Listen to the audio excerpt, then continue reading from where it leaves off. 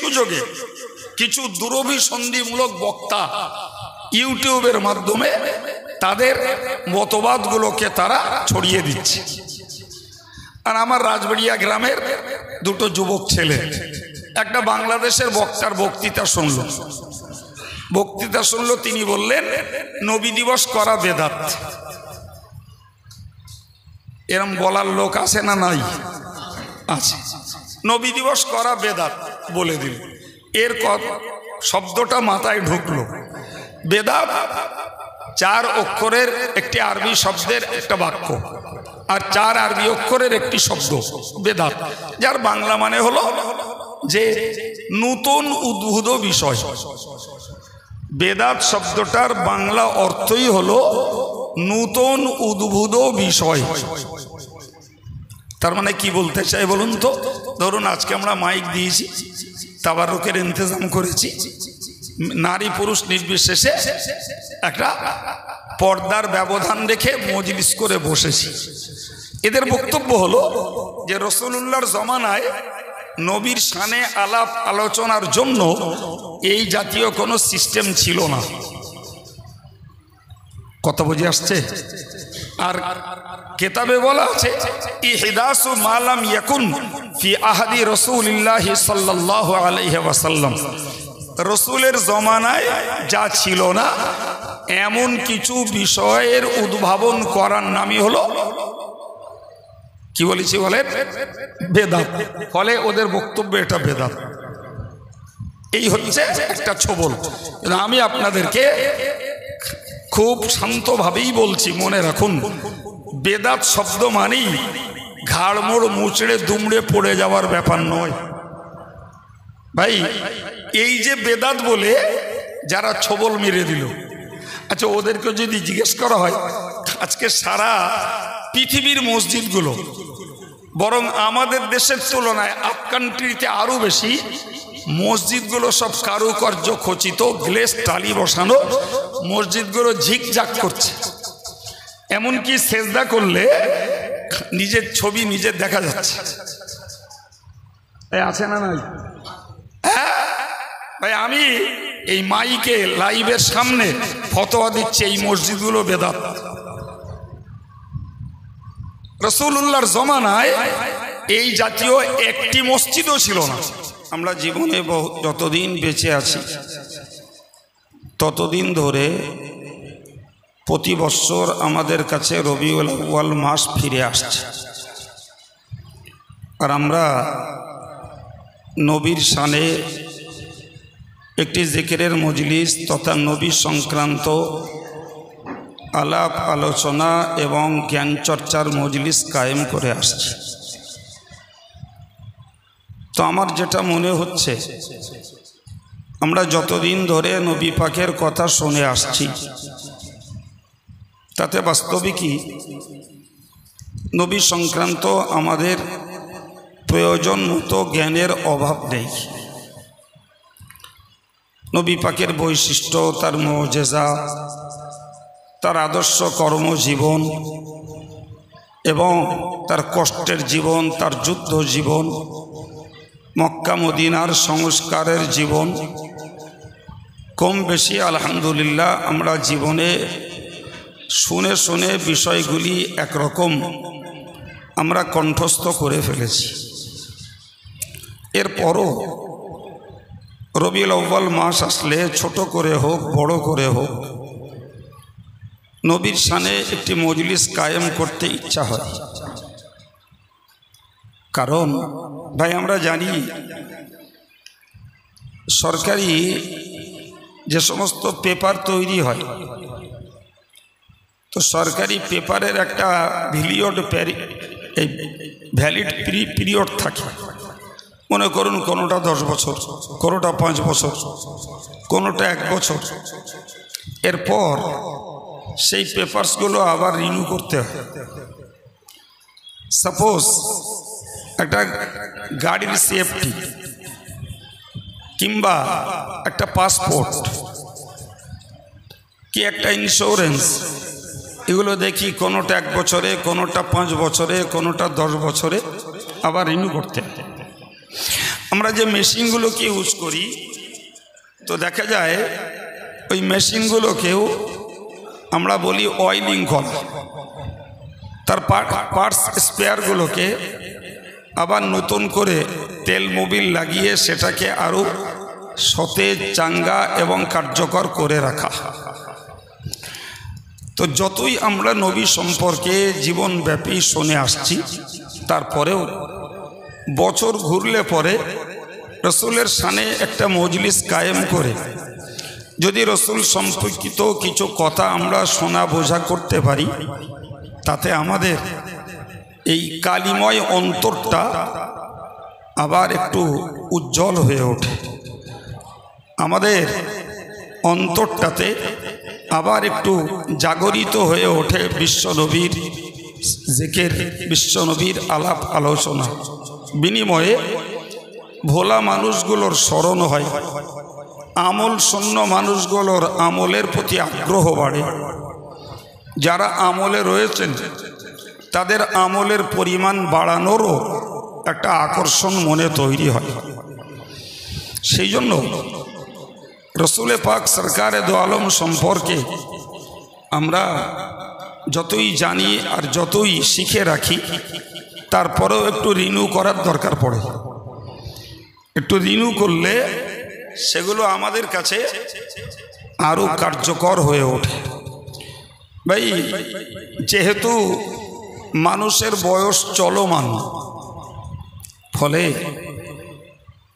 একটু যারা পূর্ব থেকেই দিন ধর্ম পালন করে আসছেন, আলহামদুলিল্লাহ তাদের কাছে বিষয়গুলো যেমন খানিকটা স্বাভাবিক মনে হয়, কিন্তু যারা নতুনভাবে ধর্মের প্রতি আকৃষ্ট হচ্ছেন, আল্লাহ রসুলের প্রতি যারা মহব্বত তৈরি করছেন, তারা যদি রসুল সম্পর্কে কিছু কথা জানা বোঝা করে, তাহলে তাদের ভিতরেও নতুন করে আমলের উদ্যম তৈরি হয়। এছাড়াও আমরা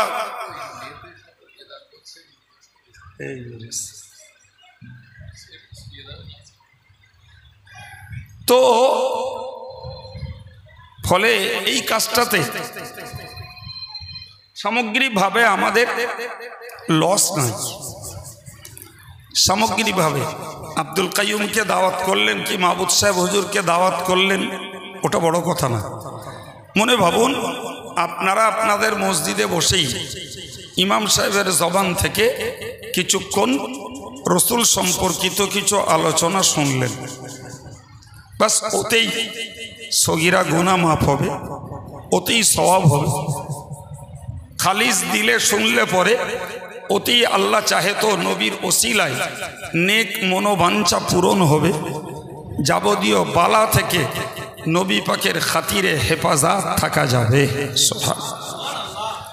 সুতরাং মাইকিং করে খিচুড়ির ব্যবস্থা করে কি বাইরের বক্তা নিয়ে সে করতে হবে এটা জরুরি না, কিন্তু রসুল সম্পর্কে বয়ান কখনো ইমানদার মুসলমানের জন্য লাভ ছাড়া লসের নয়।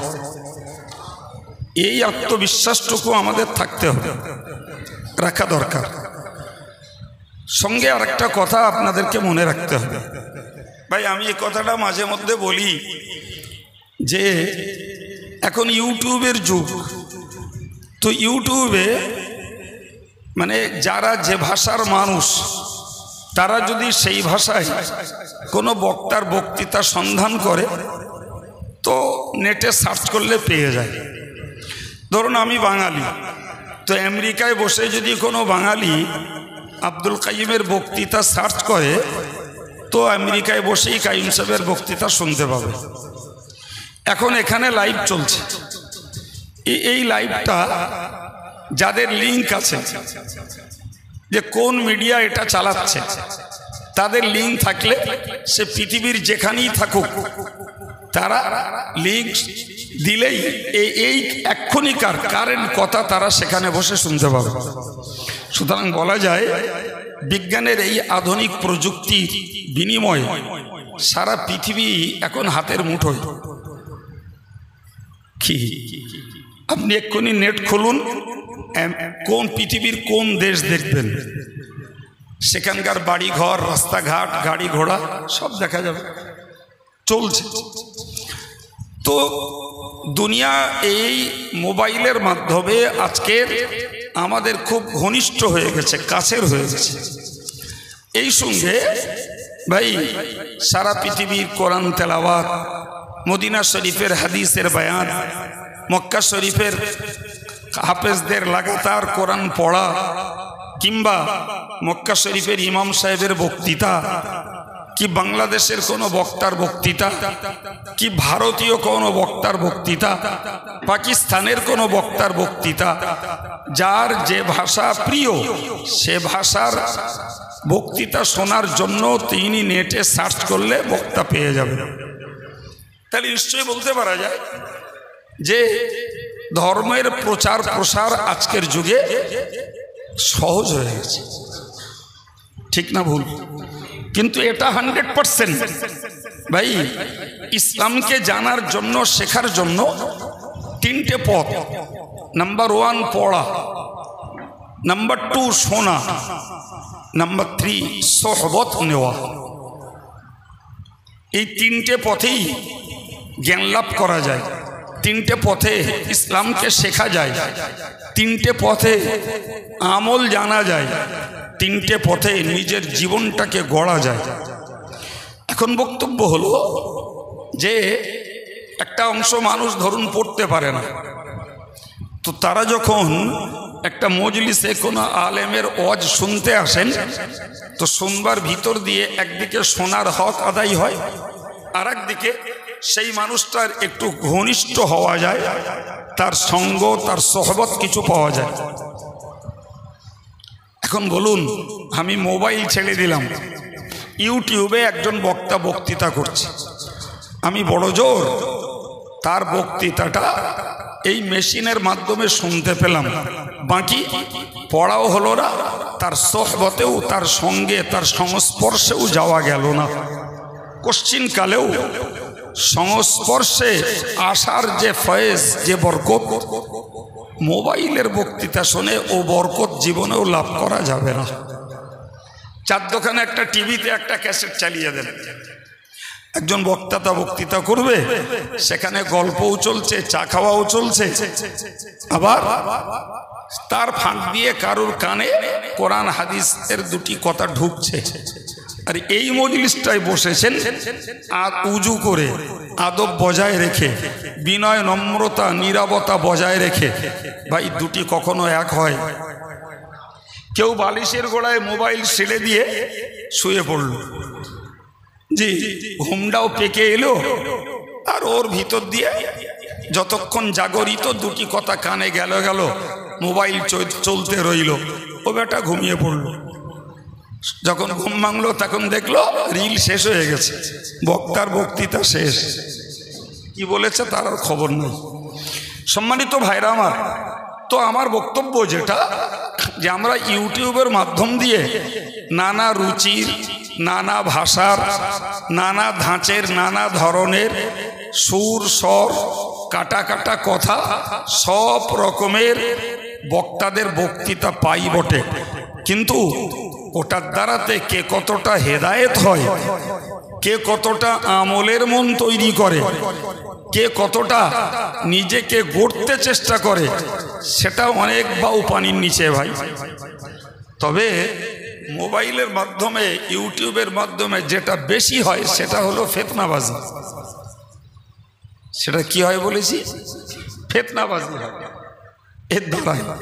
তার মানে মানুষ 1 ঘন্টা ওয়াজ শুনলো, তো 59 মিনিটের ওয়াজ আমল করবে কি করবে না আল্লাহ ভালো জানে, কিন্তু 1 মিনিটে যদি ওই বক্তাটা কোনো একটা অফেন্সিভ কথা বলে ফেলে, কোনো একটা অসঙ্গত কথা যদি বেচারা বলে ফেলে, তো 59 মিনিটের বক্তৃতা শেষ, ওই 1 মিনিটটাই হয়ে যাবে ভাইরাল, আর এতে লাভ হবে সমালোচনা করে করে গাদাখানিক পাপ জড়ো হবে শ্রোতাদের। এই কথা বলেন, এটাই হয় বাস্তব।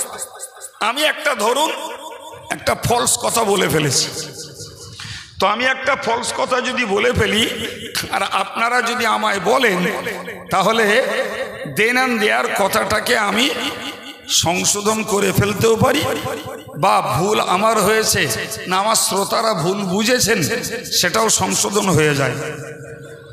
কিন্তু যদি মোবাইলের মাধ্যমে হয়, ইউটিউবের মাধ্যমে হয়, ভাই ওই সংশোধনটা হওয়া কি খুব সহজ মনে হয়? সহজ। ঠিক এই সুযোগে কিছু দুরভিসন্ধিমূলক বক্তা ইউটিউবের মাধ্যমে তাদের মতবাদগুলোকে তারা ছড়িয়ে দিচ্ছে। আর আমার রাজবাড়িয়া গ্রামের দুটো যুবক ছেলে একটা বাংলাদেশের বক্তার বক্তৃতা শুনল। তিনি বললেন নবী দিবস করা বেদাত। এরম বলার লোক আছে না নাই? আছে। নবী দিবস করা বেদাত বলে দিল। এর শব্দটা মাথায় ঢুকলো। বেদাত 4 অক্ষরের একটি আরবি শব্দের একটা বাক্য, আর 4 আরবি অক্ষরের একটি শব্দ বেদাত, যার বাংলা মানে হলো যে নূতন উদ্ভূত বিষয়। বেদাত শব্দটার বাংলা অর্থই হলো নূতন উদ্ভূত বিষয়। তার মানে কি বলতে চাই বলুন তো? ধরুন আজকে আমরা মাইক দিয়েছি, তাবারুকের ইন্তজাম করেছি, নারী পুরুষ নির্বিশেষে একটা পর্দার ব্যবধান রেখে মজলিস করে বসেছি। এদের বক্তব্য হলো যে রাসূলুল্লাহর জমানায় নবীর শানে আলাপ আলোচনার জন্য এই জাতীয় কোনো সিস্টেম ছিল না। কথা বুঝে আসছে? আর কিতাবে বলা আছে ইহদাসু মা লাম ইয়াকুন ফি আহাদি রাসূলিল্লাহি সাল্লাল্লাহু আলাইহি ওয়াসাল্লাম।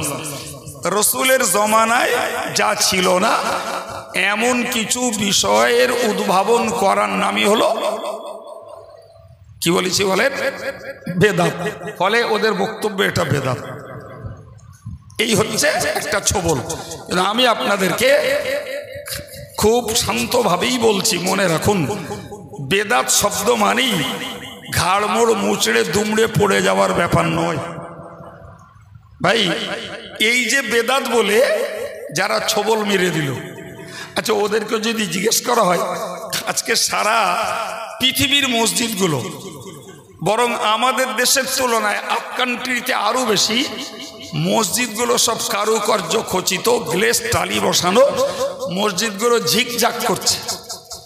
এমনকি সেজদা করলে নিজের ছবি নিজের দেখা যাচ্ছে। আছে না নাই? ভাই আমি এই মাইকে লাইভের সামনে ফতোয়া দিচ্ছি এই মসজিদগুলো বেদাত। রাসূলুল্লাহর জমানায় এই জাতীয় একটি মসজিদও ছিল না, একটিও না।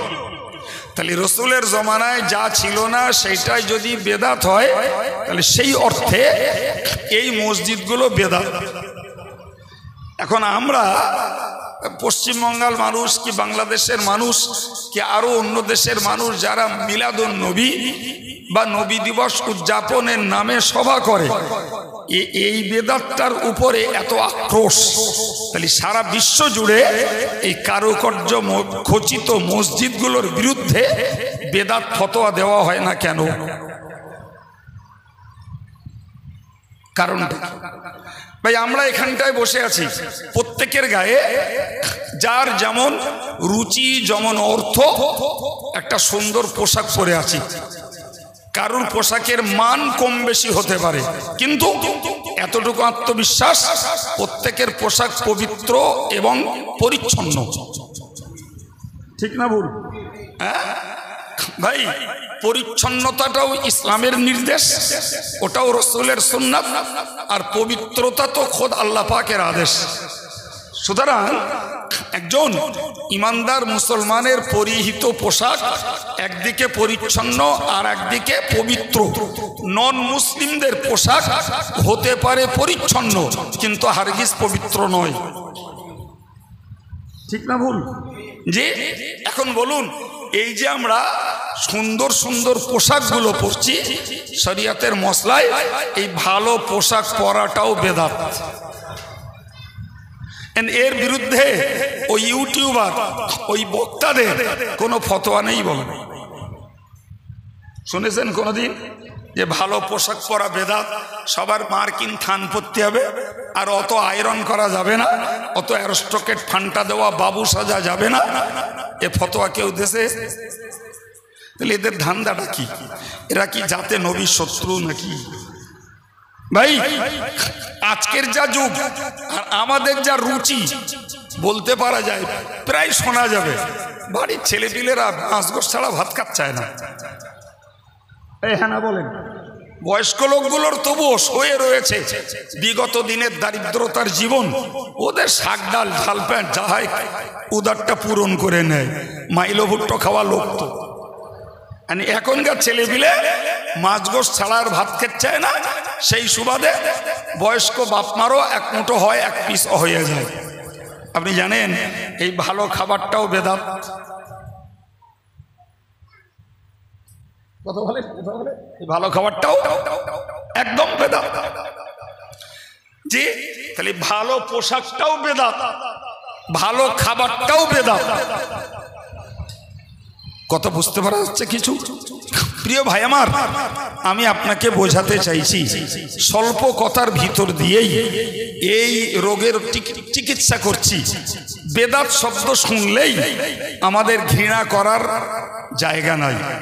বেদাত অ্যাকচুয়াল মৌলিকভাবে দু প্রকার। একটি হলো মন্দ বেদাত, সেই বেদাতের সংজ্ঞা হলো যে বেদাত কাজটার নজির রাসূলুল্লাহর জমানায় ছিল না। যে বেদাত কাজটার নজির রাসূলের জমানায় ছিল না, ভাই ওই বেদাতটা মন্দ বেদাত। যেমন কবর পুজো, যেমন গান বাজনার আসর। যদি নবী দিবসকে লক্ষ্য করি বলেন, তাহলে বলতে পারা যায় আজকে নবী দিবসের নাম করে জশ্নে জুলুস তৈরি হচ্ছে, মিছিল তৈরি হচ্ছে। আমাদের ছেলেরা কলকাতা মিডিয়া বুরুজে যারা কাজকাম করে, এরা ভালো খবর রাখে। ভাই নবী দিবসের নামে মিছিল বার করে তাতে ডিজে বাজানো হচ্ছে। এই কাজগুলোর কোনো নজির রাসূলের জমানায় ছিল না। কিন্তু সাহাবাই কেরামদের মাঝে রাসূলের জন্ম, রাসূলের কর্ম, রাসূলের গুণাবলী নিয়ে আলোচনার তথ্য প্রমাণ ওই জমানাতেই রয়েছে। ঠিক ঠিক ঠিক সেই কাজটাই আমরা করছি। হয়তো যুগের পরিবর্তনে কাজের প্রক্রিয়া পাল্টেছে, এটা ভিন্ন জিনিস। তো এটা যদি বেদাত হয়, এই যে কাজের প্রক্রিয়া পাল্টানো হয়েছে, এটা যদি বেদাত কেউ মনে করেন, তো আমি একদম অ্যাপ্রোপ্রিয়েট একটা এক্সাম্পল দেই, একেবারেই যুক্তিযুক্ত একটা উদাহরণ বুঝুন। ভাই রাসূল করিম সাল্লাল্লাহু আলাইহি ওয়াসাল্লাম উম্মতের মাস্টার। সুতরাং গোটা উম্মতকে রাসূলুল্লাহ পড়িয়েছেন একটি সাবজেক্ট, যার নাম আল কোরআন, আর তারই ব্যাখ্যা হলো প্রিয় নবীর হাদিস মুবারক। এই একটাই পড়িয়েছেন। আলাদা করে কোরআন, হাদিস, তাফসীর, উসুল, ফিকহ, বালাগা কিংবা ভাষাগত দিক দিয়ে অন্য কোনো ভাষা কিংবা বিষয়গত দিক দিয়ে ইতিহাস, ভূগোল, বিজ্ঞান আলাদা করে নবী একটাও পড়ান না। কথা শুনতে পাচ্ছেন? যে নবী পড়িয়েছেন, নবী শিখিয়েছেন, কোরআন পড়িয়েছেন, কোরআন শিখিয়েছেন, ইসলাম শিখিয়েছেন, শরিয়তের মসলা শিখিয়েছেন। ভাই কিন্তু এরকম সাবজেক্ট ভাগ ভাগ করে নয়। আজকের আমরা 1400 বছর পর 1500 বছরের মাথার মানুষ আমরা দেখছি মাদ্রাসা তৈরি হয়েছে। সে মাদ্রাসায় সাবজেক্ট ভাগ হয়েছে, সে মাদ্রাসায় পিরিয়ড ভাগ হয়েছে, সে মাদ্রাসায় দেখছি সিলেবাস ভাগ হয়েছে, কোর্স ভাগ হয়েছে। আছে না নাই? এ কিছু বলছেন না কেন? আরে হ্যাঁ রে বাবা, স্কুলগুলো একই সিস্টেমে চলে, যেখানে সাবজেক্ট আলাদা, পিরিয়ড আলাদা, সেখানে সিলেবাস আলাদা, কোর্স আলাদা, মাস্টার মশাই আলাদা। যে ইতিহাস পড়ায় সে আর ভূগোল পড়ায় না, যে ইংরাজি পড়ায় সে আর ম্যাথমেটিক্স করে না। এটাই সিস্টেম। যে তফসির পড়ায় সে হয়তো হাদিস পড়ায় না, যে আরবি গ্রামার পড়ায় তাকে দেখা যায় সে হয়তো আর ফেকার বই পড়াচ্ছেন, যিনি ফেকার বই পড়াচ্ছেন তিনি আরবি গ্রামারের বই পড়াচ্ছেন। এই যে ভাগ সহ আজকের যুগে শিক্ষা ব্যবস্থা চলছে, আমি জেনারেলটা বাদ দিয়েছি এই জন্যই যে ওটার সঙ্গে না হয় নবীর এলমের সম্পর্ক নেই তাই, কিন্তু মাদ্রাসাগুলোতে সেই নবীর এলেমটিই শেখানো হয়।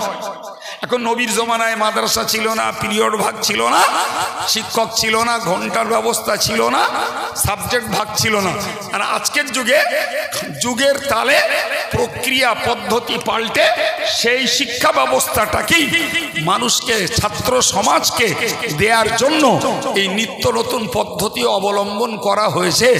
তো এটাও তো কাঁচা বেদাত। বলেন বলেন, অন্যগুলো যাগ্গে যায়, এটাও তো কাঁচা বেদাত। তো সে মাদ্রাসা তো মক্কায়ও রয়েছে, মদিনাতেও রয়েছে, মিশরেও রয়েছে। যে বাংলাদেশের মৌলানারা ফতোয়া দিচ্ছে এ মাদানি ও মাদানি, ওরাও তো সব ওই মদিনাতে পাক মেরে এসে মাদানি নামে খ্যাত হয়েছে। কেউ মদিনা ইউনিভার্সিটিতে 2 বছর পড়ে, কেউ মিশরের জামিয়া আজহার ইউনিভার্সিটিতে 2 বছর পড়ে কি একটা কোর্স কমপ্লিট করে এসে আজহারি নাম নিয়েছে। তারাই তো এই পয়জনগুলো ছড়াচ্ছে। এই কথা বুঝতে পারেন না? তাহলে যদি রসুলের রেখে যাওয়া এল যুগ হিসাবে সেটাকে যদি অ্যাপ্লাই করার জন্য পদ্ধতি পাল্টাতে হয়, তার জন্য আলাদা পৃথক শিক্ষা প্রতিষ্ঠান তৈরি করতে হয়, তাহলে এই বেদাত তো বটেই। রসুলের জমানায় আলাদা মাদ্রাসা ছিল না, যা কিছু ছিল সব মসজিদে নববী। সুবহানাল্লাহ বলেন, সব মসজিদে নববী। জি ভাই, তাহলে এদের এই বক্তব্য মানুষকে বিভ্রান্ত করা ছাড়া আর কিছু নয়, আর কিছু নয়। এর পরের একটা গুরুত্বপূর্ণ কথা বুঝুন, একটা গুরুত্বপূর্ণ কথা বুঝুন ভাই। কোরআন শরীফে আল্লাহ বলেছেন যে আয়াত পাকের বয়ান আমরা অনেকবার শুনে থাকবো, আমার কাছেও শুনেছেন। জি, আল্লাহ বললেন কুল, ওগো নবী তুমি বলো, ইন কুনতুম তুহিব্বুন আল্লাহ, হে মানব জাতি, হে ইমানদার মুসলমান, তোমরা যদি আল্লাহকে ভালোবাসতে চাও, আর আল্লাহর ভালোবাসার দরকার ইমানদার মুসলমানের অবশ্যই রয়েছে, কেননা তিনি আমাদের মালিক, আমরা তার হুকুমের গোলাম। ফলে গোলাম হিসাবে মালিকের প্রিয়তা অর্জন করার চেষ্টা সব গোলামেরই থাকে। কারণ গোলাম যদি মালিকের প্রিয়তা অর্জন করতে পারে, তাহলে মালিকের কাছে তার কিছু জাযা, কিছু বদলা, কিছু বিনিময়, কিছু পুরস্কার পাওয়ার সম্ভাবনা থাকে। আর মালিক যদি গোলামের প্রতি অসন্তুষ্ট হয়, সেখানে সে গোলামের পক্ষে ওই মালিকের আন্ডারে টেকাও কঠিন। ঠিক না ভুল? এখন আমাদের প্রত্যেকের অবশ্যই চাহিদা থাকতে হবে যে আমরা আল্লাহর ভালোবাসবো। আমার আল্লাহ বললেন নবী লোকদেরকে বলো, যদি সত্যি তারা আমারে ভালোবাসতে চায় তাহলে ওরা যেন তোমার তাবেদারি করে। সুবহানাল্লাহ, আল্লাহু আকবার। তাহলে নবীর তাবেদারি ব্যতীত আল্লাহর ভালোবাসা কোনো বান্দাবান্দির লাভ হবে না। সেই বাক্যটাকেই আল্লাহ পাক বললেন তুমি বলো। নবী বললেন ফাত্তাবিউনি, যে হে উম্মতের দল, তোমরা যদি আল্লাহর ভালোবাসা লাভ করতে চাও, আমি মুহাম্মদ সাল্লাল্লাহু আলাইহি ওয়াসাল্লাম আমার ইত্তেবা করো। আমার ইত্তেবা করো। যে কাজটা আমি যেমন ভাবে করেছি ওইভাবে করার নামই হলো ইত্তেবা। ভাই আমার বক্তব্য, তাই আল্লাহর ভালোবাসতে গেলে নবীর তাবেদারি করতে হবে। আর নবীর তাবেদারি করতে গেলে সে নবীকেও জানতে হবে, আর তাবেদারি কিসে করা যাবে, কি করে করা যাবে সেটাও তো জানতে হবে। না জানতে হবে না? জানতে হবে। প্রিয় ভাইরা আমার, আমি আপনাকে বলতে চাই এবার, এখন এই নবীকে জানবো কি করে, নবীকে বুঝবো কি করে, নবী সম্পর্কে আমাদের চেতনা কিসে লাভ হবে বাপ? বলে তো দিলে দুম করে, বলে তো দিলে দুম করে, এটা বেদাত। এখন আপনারাই বলুন, নবী সম্পর্কে না জেনে না বুঝে নবীর ইত্তেবা কি করা যায়? ওইটা বুঝুন, করা যায় কি? কি বলছেন? নবীর অনুসরণ করা যাবে? নবী সম্পর্কে শিখবো না, জানবো না, বুঝবো না, নবীর প্রতি ভক্তি মহব্বত ভালোবাসা বাড়াবো না, নবীর গোলামি করব, এটা সম্ভব? হারগিজ সম্ভব না। যে আজকে রাজবাড়িয়ার এই মানুষগুলো যদি দিনদার হয়, দাড়িওয়ালা হয়, টুপিওয়ালা হয়, নামাজি হয়, বেদাড়িও নামাজি আছে, এরা যদি জিকির করে, এরা যদি তসবিহ পড়ে, এরা যদি দান সদকা করে, এই সবগুলো তো এরকম ওয়াজের মজলিসে বসে বসে শিখে শিখে তারপরে তাদের মনোযোগটা তৈরি হয়েছে। এমনি তাহলে নবী সম্পর্কে জানি বুঝি বলেই নবীর 5টা সুন্নত পালন করি, নবীর প্রতি দরুদ পড়ি, নবীকে সালাম জ্ঞাপন করি, নবীর নাম শুনলেও দরুদ শরীফ পড়ি। এই যে শিক্ষাগুলো লাভ করেছি কোথা থেকে? নাকি নামল চস্তি সস্তি, না সেলাই করতে করতে শেখা যায় ওগুলো? হ্যাঁ, এখন দুম করে কেউ এটারে বলে দিল বেদাত, যে তার বেদাত বলে আমরা বন্ধ করে দিলাম। তাহলে পরবর্তী প্রজন্ম যারা আসছে এরা নবীকে শিখবে কোত্থেকে? কোত্থেকে ভাই? এখন এর কতগুলো পথ, একটা ধরে নেওয়া যাক, বই পড়লে শেখা যায়, পড়ে কজন? আর একটা ধরে নেওয়া যাক, আজকের ইউটিউবের যুগ, আমি মনে করলাম ইউটিউব সার্চ মারলে কিছু শেখা যাবে। জি, সত্য করে বলুন তো, কত পার্সেন্টেজ ছেলে পিলে ইউটিউবটাকে ইসলামের পক্ষে কাজে লাগায়, আর কত পার্সেন্টেজ ছেলে মেয়ে ইউটিউবটাকে চিত্ত বিনোদনের জন্য কাজে লাগায়? যদি সত্য কথা স্বীকার করতে হয় তা আন্দাজ করলেও বলা যাবে, যদি শতকরা 10টা ছেলে মেয়ে ইউটিউবটাকে ইসলামের পক্ষে, ইসলামকে জানার জন্য, শেখার জন্য, প্রিয় নবীর বায়োগ্রাফি বোঝার জন্য যদি কাজে লাগায়, 90টা কাজে লাগায় সিরিয়াল দেখার জন্য, খেলা দেখার জন্য, ফ্রি ফায়ার আর পাবজির জন্য, এরা কাজে লাগায় স্টার জলসার জি বাংলার জন্য, এরা কাজে লাগায় নেকেড পিকচার দেখার জন্য। কথা বলছেন না কেন? খোঁজ নেন, আমার মাইকের আওয়াজ যথেষ্ট, মজলিসের যুবকরাও শুনছে, বাইরেও শুনছে, খোঁজ নেন। জি, এরপরে যদি বলি তাহলে আর একটা প্রসেস আছে। আমাদের ইমাম সাহেব মসজিদে যখন যে মাস আসে সে তার সম্পর্কে 2-5টা কথা বলে। মুহররম মাসে বলে, রবিউল আউয়ালে বলে, কিংবা রজব মাসে বলে, কি শাবান মাসে বলে, রমজান মাসে বলে, জিলহজ মাসে বলে, না বলে না? কিছু কিছু বলে। তো সেই বলাটা ওই মসজিদে যারা গেলেন তারা নাই শুনতে পেলেন, যারা গেল না তাদের আর শোনা হলো না। মেয়েরা মসজিদে যায় না, ওদেরও কপালে জুটলো না। জি, এখন বলেন পড়ে শেখা যাবে, পড়ার লোক কম। জি, মোবাইলের মাধ্যমে এই যুগে না হয় শেখা যাবে, সেই শেখার আগ্রহী কম। মসজিদে যেয়ে শেখা যাবে, সেখানেও বলতে পারা যায় হার্ডলি 50% লোক যায়, 50% যায় না, কি আর একটু বেশি নাই গেল। কিন্তু এই যে সিস্টেম যুগ হিসাবে সুযোগ এসেছে, মাইকিং করে আজকের এই নবীর শানে 2টি কথা বলার জায়গা তৈরি হয়েছে। এতে নামাজি বেনামাজি, নবী ভক্ত, নবী সম্পর্কে অজ্ঞ, নারী পুরুষ, সুদখোর মদখোর, জুয়াখোর তাসখোর, সব রকমের মানুষের কাছে ইসলামের বার্তা, কোরআনের বার্তা, রাসূল করিমের জীবন বৃত্তান্ত এবং রাসূলের জীবনের অলৌকিকত্ব, রাসূলের জীবনের সুন্নত তরিকা, এই সবগুলোর বার্তা মানুষের কাছে সহজে পৌঁছাচ্ছে। আলহামদুলিল্লাহ। সুতরাং হয়তো রসুলের জমানায় এই ব্যবস্থাপনা ছিল না, সেই বিধায় কেউ বেদাত বললেও আমি আব্দুল কাইয়ুম লাইভের সামনে বলছি, এ ঢিল ছোড়া কথা কেউ বাংলাদেশে পৌঁছে যাবে, বুঝতে পারেননি? কেউ বাংলাদেশে পৌঁছে যাবে। বর্তমান জমানায় যদি রসুলে পাক সরকারে দো আলমকে বিশ্ব মাঝে প্রচার করতে হয়, তাহলে ওই বেদাত মেশিনের মাধ্যমে, ও মেশিন কি বেদাত না সুন্নত?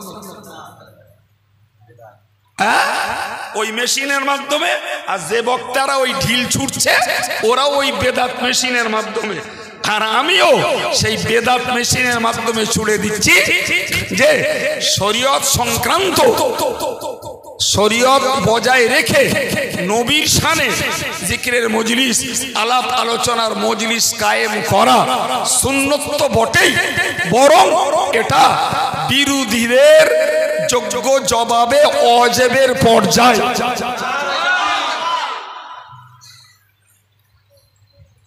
কথা বুঝতে পারেননি? যদি বলেন হুজুর আপনি এত বড় ফতোয়া দিলেন, একদিকে বেদাত বলছে আর আপনি অজেবের পর্যায়ে বললেন, কাইম সাহেব বলো আবেগে কথা বলে না আর ঘোট তুমি করে বলে না। এর একটা জ্বলন্ত উদাহরণ আপনাদেরকে দিচ্ছি, উদাহরণটা নেন ভাই। আপনারা খুব জানেন যে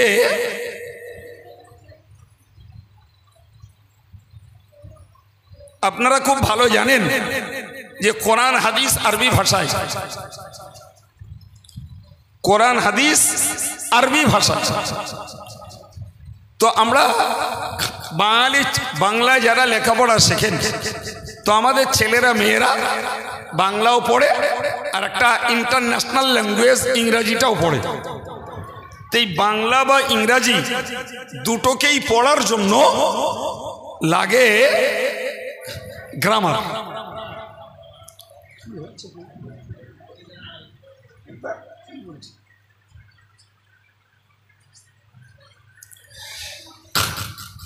বাংলা ইংরাজি দুটোরই গ্রামার পড়তে হবে, শুনতে পাচ্ছেন? গ্রামার ছাড়া বাংলা ইংরাজির উপরে ব্যুৎপত্তি, বাংলা ইংরাজির উপরে নিখুঁত যোগ্যতা জোগাড় করা সম্ভব না। এটাকে ভালো করে খেয়াল করুন। ঠিক ততই বচন আরবি ভাষাটাকে আয়ত্ত করার জন্য আরবি গ্রামার আছে, আরবি গ্রামার আছে। ওই গ্রামারটা পড়লে পরে শব্দটার চরিত্র জানা শেখা যায়, কোন শব্দটায় জের জবর পেশ হবে সেটা জানা যায়, শব্দটার আসল রূপ জানা যায়, তার পরিবর্তিত রূপ জানা যায়। জি, ফলে এই আরবি ভাষাটাকেও আয়ত্ত করার জন্য গ্রামারটা পড়তে হয়। এখন ঘটনা, রসুলের জমানায় এই আরবি গ্রামার নামীয় কোনো নির্দিষ্ট সাবজেক্ট ছিল না। আরবি গ্রামারের দুটো পার্ট, একটাকে বলা হয় নাহু, একটাকে বলা হয় সরফ, দুটো সাবজেক্ট। এটা রসুলের জমানায় ছিল না। সাহাবারা আরবি ভাষী ছিলেন, তো কোরআন এবং হাদিস যা তাদের কাছে এসেছে তারা খুব সহজেই কোরআন হাদিসকে তারা গ্রামারের সাহায্য ছাড়াই পড়তে পারতেন। সুবহানাল্লাহ, এটা ঘটনা তাদের কাছে, এটার কষ্টের ছিল না। কিন্তু যত সময় চলে গেছে এবং ইসলাম যত অনারব দেশে ছড়িয়েছে, ইসলাম যত অনারব দেশে ছড়িয়েছে ভাই, ততই ওই সাবজেক্টটার প্রয়োজনীয়তা উপলব্ধি হয়েছে। যদি গ্রামার না ঠিক করা যায় তাহলে মানুষ কোরআন ভুল পড়বে, যদি গ্রামার ঠিক না করা যায় মানুষ হাদিস ভুল পড়বে, আর যখনই ভুল পড়বে তার মানেও হবে তখন ভুল। কথা বোঝা যাচ্ছে কি? আমি একটা দুটো উদাহরণ দিলে আপনারা বুঝবেন। আমি ছোট্ট একটা দুটো উদাহরণ আপনাকে দিচ্ছি, মনে ভাবুন। কোরআন শরীফে আল্লাহ বলেছেন ওয়াইয ইবতালা ইব্রাহিম রাব্বুহু, এই অংশটির মানে হলো যে আল্লাহ পাক নবী ইব্রাহিম আলাইহিস সালামকে পরীক্ষা নিয়েছেন। সুবহানাল্লাহ। আল্লাহ তাআলা নবী ইব্রাহিম আলাইহিস সালামকে পরীক্ষা নিয়েছেন। কথা বোঝা গেল? কথাটার মানে ঠিক আছে না? কারণ আল্লাহ তার বান্দাকে পরীক্ষা নিতেই পারে। তো আমি এই বাক্যটা কি পড়েছি? ও ইযবিতালা ইব্রাহিমা রব্বুহু, ওইটাকে যদি ঘুরিয়ে পড়া হয় যে ও ইযবিতালা ইব্রাহিমু রব্বাহু, তার মানে দাঁড়াবে নবী ইব্রাহিম আল্লাহরে পরীক্ষা নেস। পাল্টেস কতটুকু? একটুখানি। এই হ্যাঁ বলেন না কেন? পুরো 100 ডিগ্রি পাল্টে গেছে। যেখানে পরীক্ষা নিয়েছেন আল্লাহ নবী ইব্রাহিমকে, আর আমি যখন ইব্রাহিমের মিম অক্ষরটাকে পেশ দিয়ে পড়ব, আর যখন রব্বুহুর বা অক্ষরটাকে জবর দিয়ে পড়ব, তখন 100% পাল্টে গেল যে ইব্রাহিম আল্লাহরে পরীক্ষা নেছে। গ্রামার যে না জানে তার দ্বারা এই ভুলগুলো হবে। কথা মাথায় ঢুকছে কি?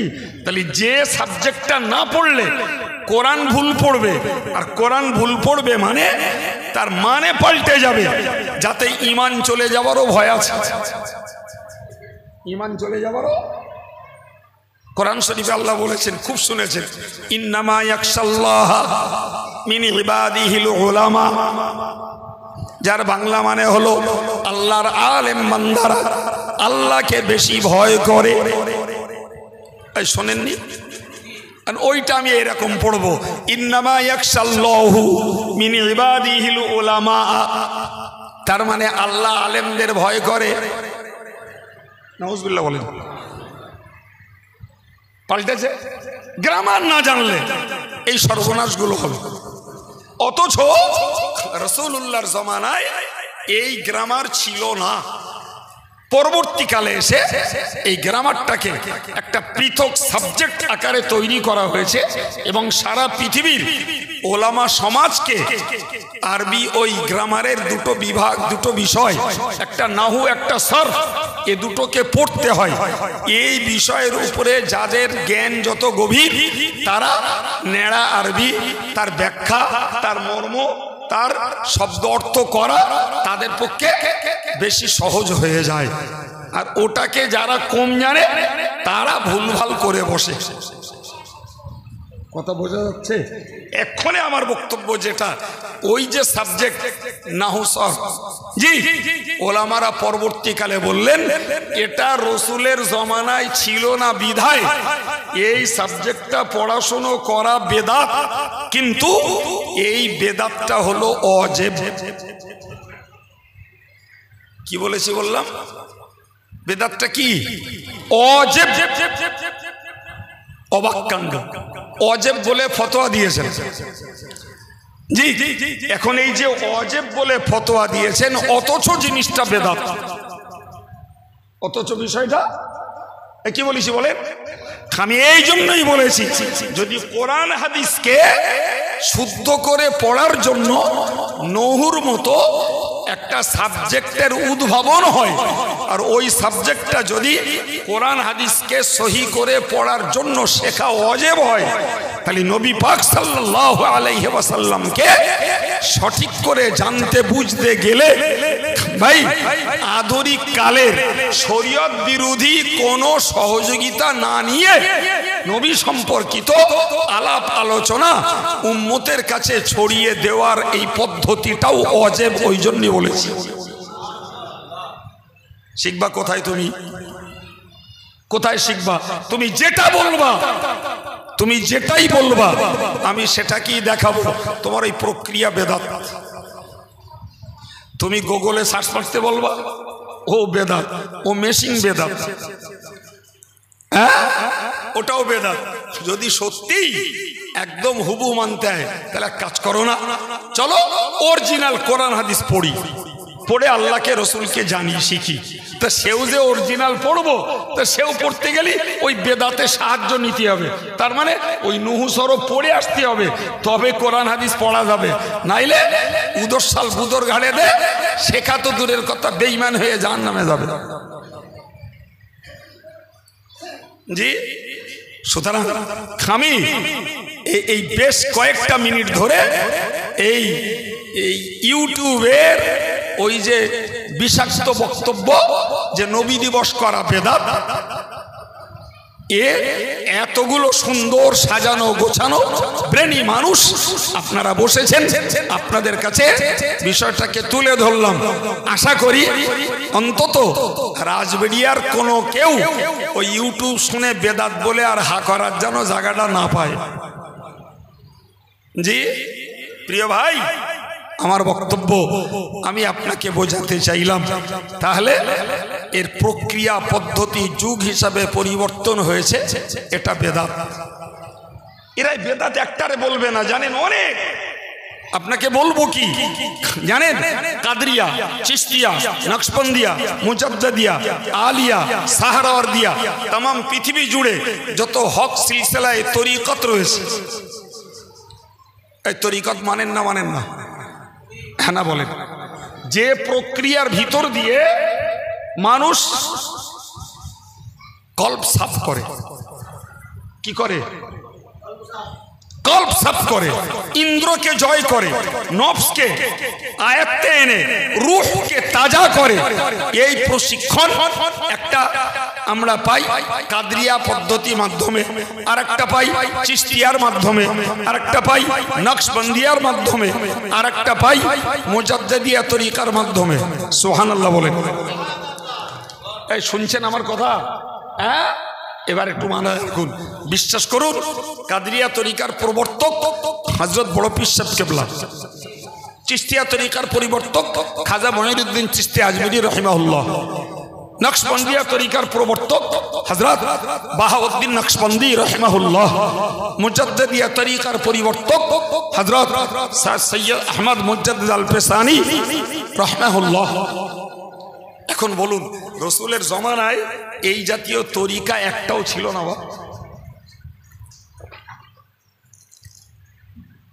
এই জাতীয় তরিকা একটাও ছিল না।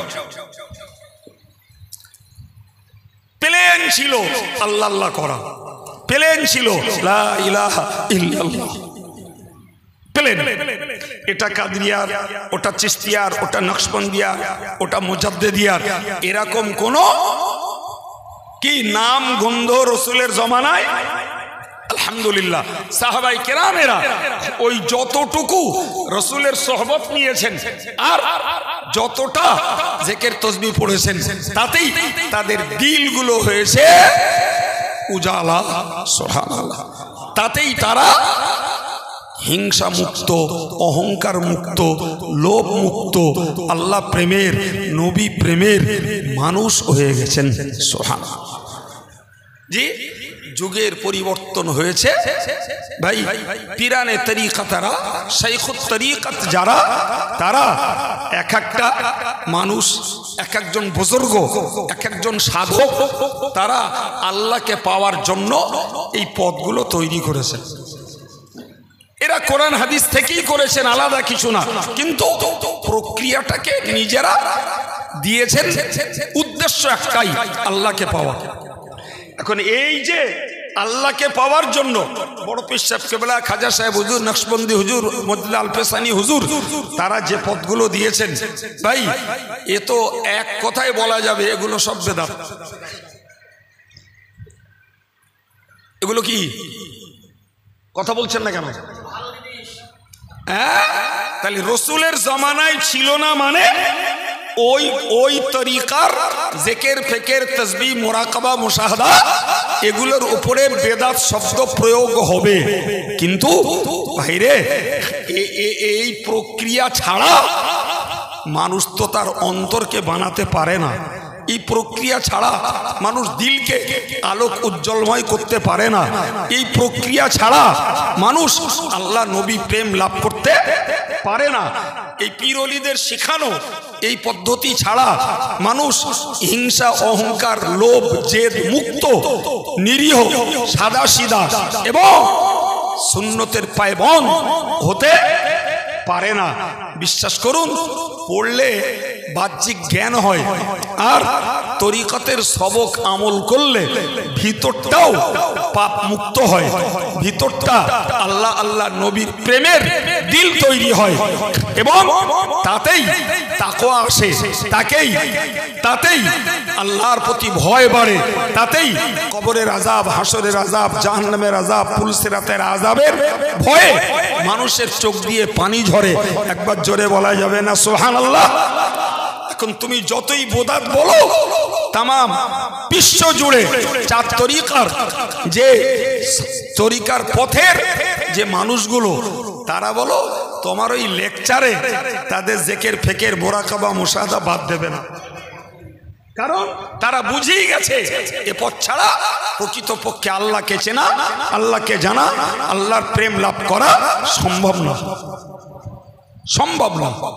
সম্মানিত ভাইরা আমার, সুতরাং আমি আপনাদেরকে একটা মূল কথা শিখিয়ে রাখছি, সেটা হলো যে বেদাত শব্দ একটা আরবি শব্দ, এর মানে হলো নতুন উদ্ভূত বিষয়। জি, হলেও বা নতুন হলেই খারাপ নয়, নতুন হলেই মন্দ নয়, নতুন হলেই ঘৃণ্য নয়, বরং যে বিষয়ের মূলটার নজির, মূলটার দৃষ্টান্ত, মূলটার উপমা রাসূলের জমানায় পাওয়া যায়, প্রয়োজন বিধায় তার কিছু প্রক্রিয়া তৈরি করা হয়েছে। আসলটা যখন পাওয়া গেছে, ওই বেদাতটা খারাপ নয়, ভালো। এই কথা বোঝা গেল কি? এই যেমন কথার কথা আল্লাহ আল্লাহ করা, লা ইলাহা ইল্লাল্লাহ বলা, এটা রাসূলের জমানায় ছিল না? ছিল না? এই কথা বলছেন না কেন? অবশ্যই ছিল। আল্লাহ আল্লাহ করেনি তারা, নবী সাহাবারা কলেমা পড়েনি, নবী সাহাবারা মুরাকাবা করেনি, 100% করেছেন। কিন্তু পরবর্তীকালে বললেন কাদরিয়া তরিকার এই নিয়ম, চিশতিয়া তরিকার এই নিয়ম, নকশবন্দিয়া তরিকার এই নিয়ম, জি, বা মুজাদ্দিদিয়া তরিকার এই নিয়ম, এইটা নিয়মটা নতুন তৈরি হয়েছে, কিন্তু মূলটা ছিল, মূলটা ছিল, ইলমে দ্বীন মূলে ছিল। প্রয়োজন বিধায় মাদ্রাসা তৈরি করে সাবজেক্ট, ক্লাস, সিলেবাস ভাগ করা হয়েছে। কথা বুঝতে পারেনি? আরে বাবু, আমরা এই তসবিহ পড়ি, তসবিহ এও তো বেদাত। রাসূলের জমানায় এই তসবিহ ছিল না। তসবিহ পড়ি না, বহুত মানুষের পকেটে তসবিহ থাকে, মসজিদেও ঝোলানো আছে।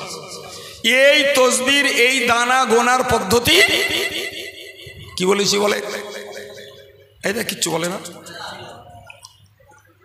কোন তসবিহ কাঠের, কোন তসবিহ পাথরের, কোন তসবিহ মেলামাইনের, এক এক রকম কোম্পানি এক একটা বার করেছে, যার যেটা পছন্দ হয় সে সেটা ব্যবহার করে। উটের হাড়ের তসবিহ আছে। এখন বলেন, এই যে তসবিহগুলো টিপছি, এও কি বলেছি বলেন? সুবহানাল্লাহ বলা সুন্নাত, কিন্তু ওই দানা গোনা কি বলেছি বলেন? তাহলে এই দানা গোনার পদ্ধতি নবীর জমানায় ছিল না বাবা, মনে রাখুন। প্রিয় নবীর জমানায় সাহাবারা খেজুরের আটি গুনতেন। কি গুনতেন? খেজুরের আটি। আমাদের দেশে দেখেন না, কলমাখানি মজলিসে সোলা গুনে। জি, তো রাসূলের জমানায় গণনা করা হতো, কি বলেছি, খেজুরের আটি। তাহলে মূলটা বলো পাওয়া গেল যে সুবহানাল্লাহ, আলহামদুলিল্লাহ, আল্লাহু আকবার, লা ইলাহা ইল্লাল্লাহ কি দরুদ শরীফ গুনে পড়ার মূল প্রমাণ নবীর জমানায় কথা বলে ছিল। সেইটা যুগ হিসাবে দেখলো, এটা যখন আমাদের আমলের একটা অন্তর্গত, যদি একটা তসবিহ বানিয়ে দেওয়া যায়, সুন্দর করে পড়া যাবে, আগ্রহ বাড়বে। আপনি আঙুল গুনবেন, মন পাল্টে যাবে।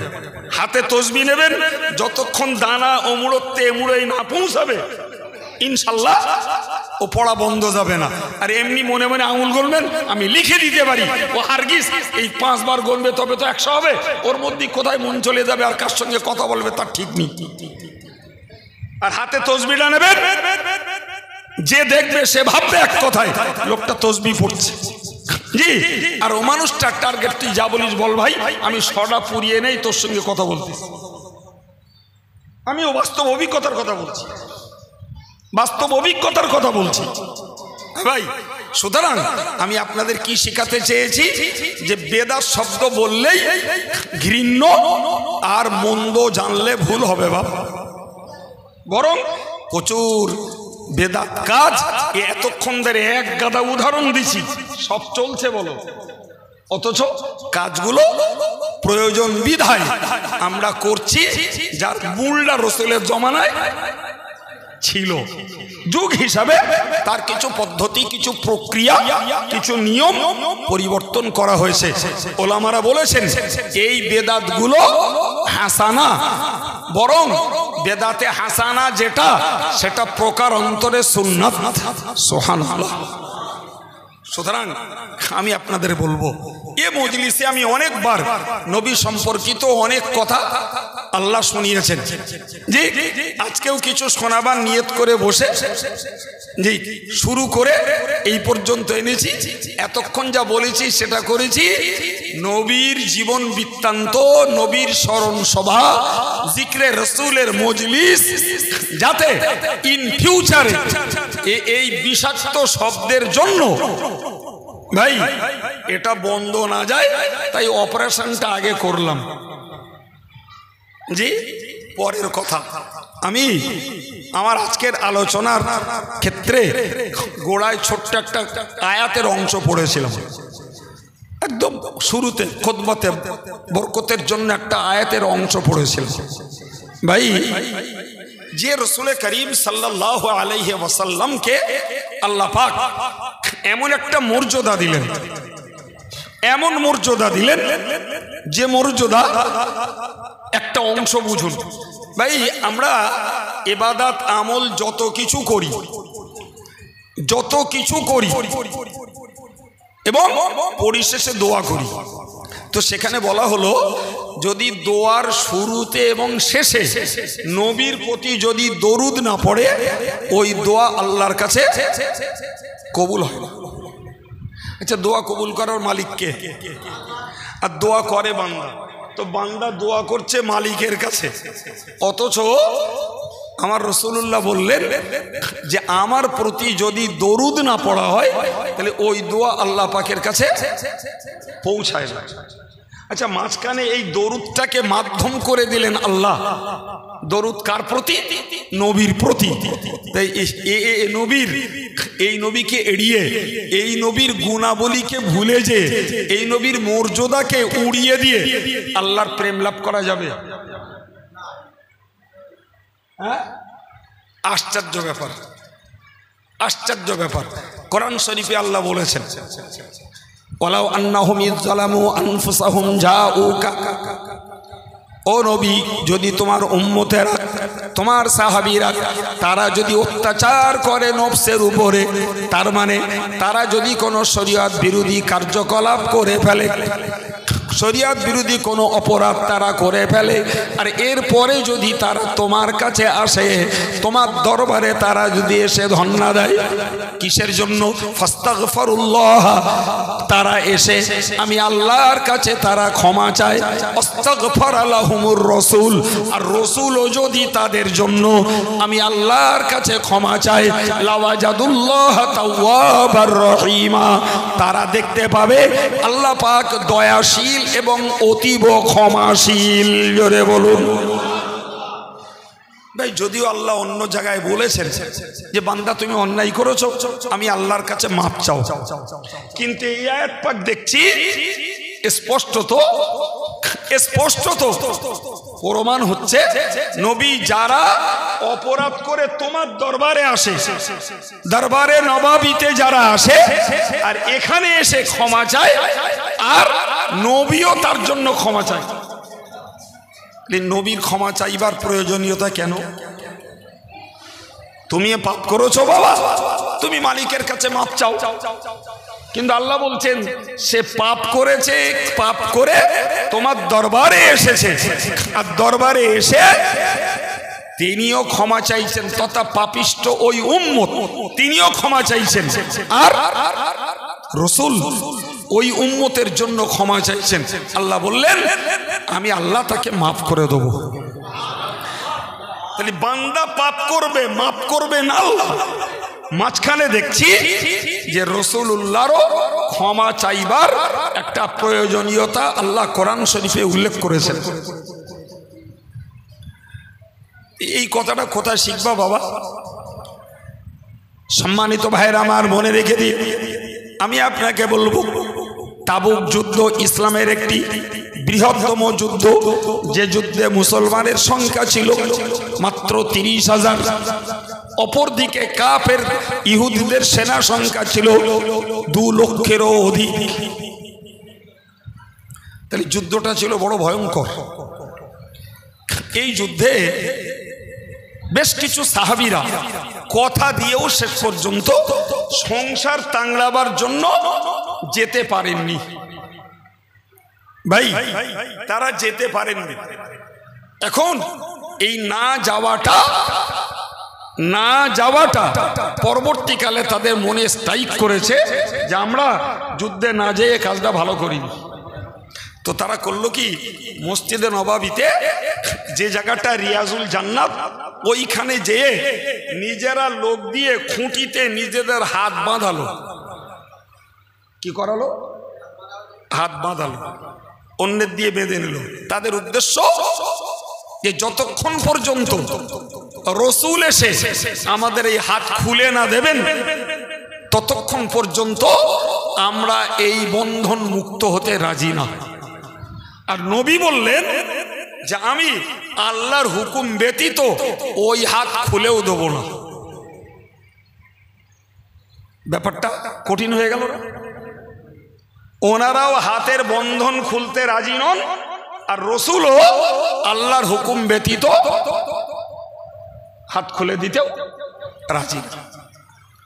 জি, আর এই হাতের বন্ধন খোলা মানে তারা যে যুদ্ধে শরীক হননি, ওই পাপটা তাদের মাফ হবে বলে তাদের বিশ্বাস।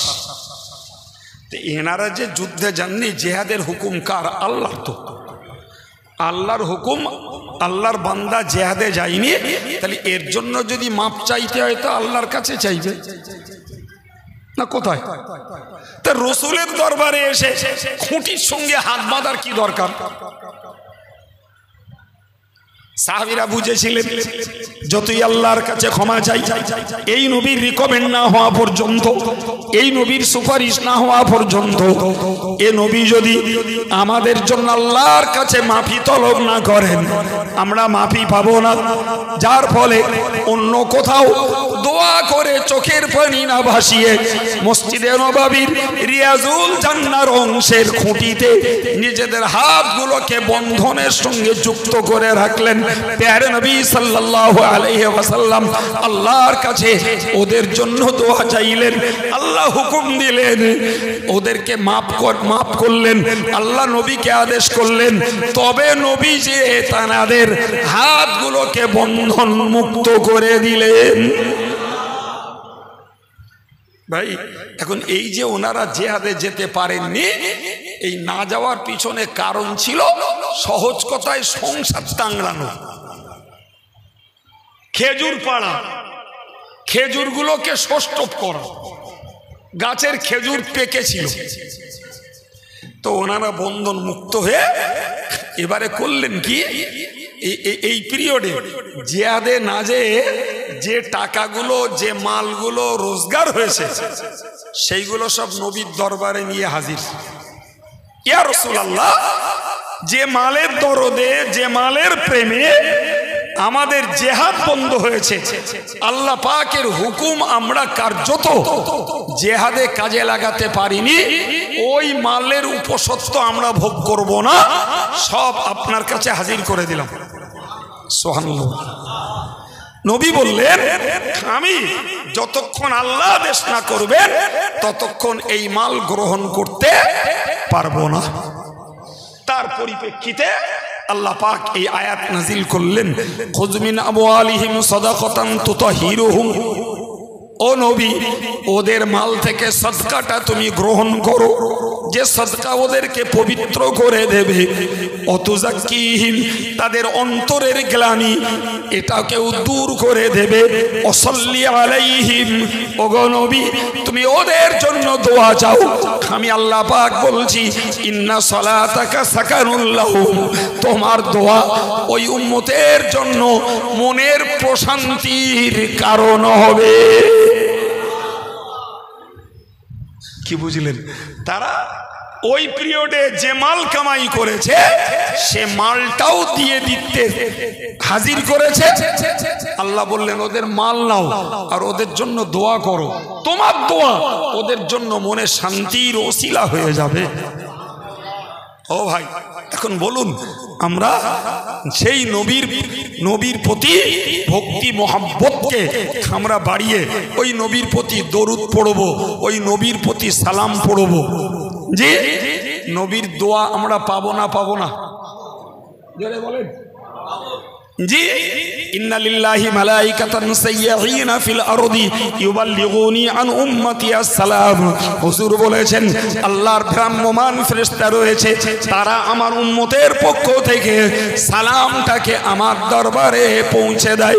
অন্য হাদিস এসেছে, মা মিন আহাদিন ইউসাল্লিমু আলাইয়া ইল্লা রাদ্দাল্লাহু আলা রূহি ওয়া আনা আরুদ্দু আলাইহি। হুজুর বলেছেন এমন কোন মুসলমান নেই যে মুসলমান আমি নবীর প্রতি দরুদ সালাম পাঠায় অথচ ওই সালামকে আমার রূহের কাছে পৌঁছে দেওয়া হয় আর আমি রাসূলুল্লাহ তাদের ওই সালামের জবাব দিয়ে দেই। যদি রসুলের জীবদ্দশায় রসুলের দোয়া সাহাবীর জন্য মনের শান্তির হয়, আজও রসুল কবরে হায়াতুন নবী জিন্দা নবী, আমাদের আর দরুদ আর সালামটা যদি নবীর দরবারে পৌঁছে যায় আর নবী পাক তার জবাব দেন ভাই, তাহলে সেই জবাবটাও হলো আমাদের জন্য দোয়া। আমাদের জন্য কি দোয়া? বাবু, তো এই কথাগুলো তো শিখতে হবে, তবে তো আমলের আগ্রহ তৈরি হবে, তবে তো নবীর প্রতি চলতে উঠতে বসতে নবীর মোহাব্বতকে জিন্দা রেখে দিয়ে নবীর প্রতি দরুদ সালাম।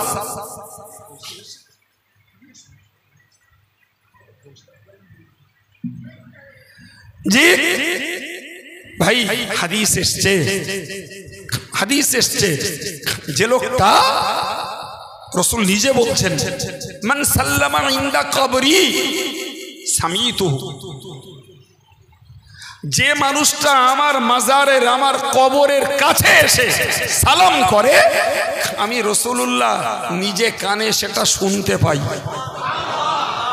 ওমান সাল্লামা আলাইয়া নাইয়া, আর যে আমার কাছে সালাম পাঠায় দূর থেকে উবলিগতুহু, সেই সালামটাকে আমি রাসূলের কাছে পৌঁছে দেওয়া হয়।